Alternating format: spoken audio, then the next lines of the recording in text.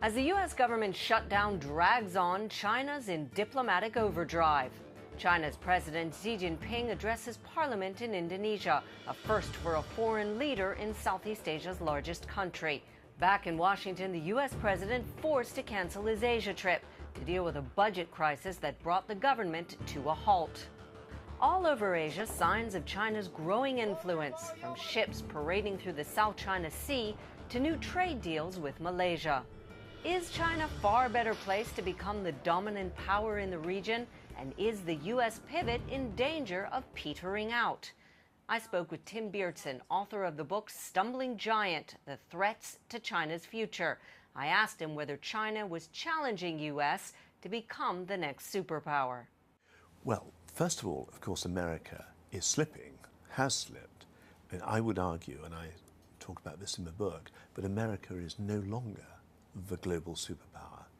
But I also suggest that China is nowhere near becoming one.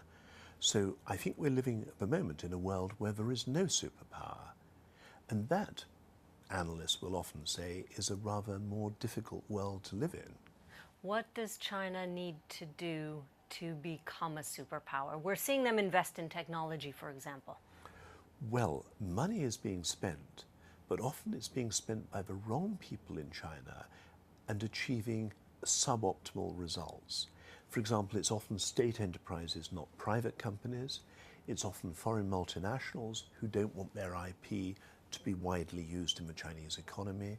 And so we're not getting the add-on impact that we need to move China to a higher level of technology. That's one of the problems. What about in military buildup and political presence on the world stage? Xi Jinping, is he the man to do this for the party?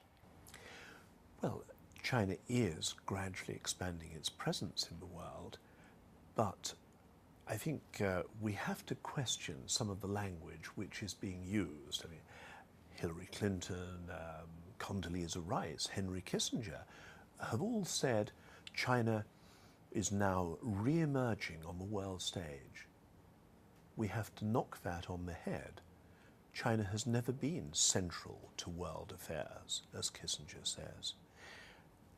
It has never been important in the Americas, in Africa, in Europe, or Australasia. What China has been is a very important power in East Asia. Its army has never been beyond the Caspian. And the idea that China is re-emerging is wrong. China is coming out for the first time. What's the biggest barrier to this re-emergence or this coming out party, as you're mentioning? Well, the lack of innovation enabling China to move to the next level of economy is very important, because that will enable it to fund the various other things that need to be done, such as a modern education system. But this becomes circular, because without the education system it's difficult to have the innovation. Without the innovation it's difficult to improve the economy. We've got to break the circle and actually open things up.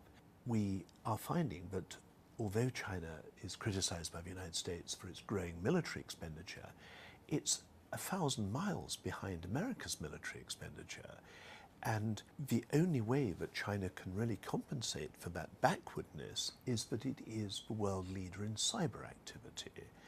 That's the only thing that China has in its favor militarily, because otherwise it's just away number two.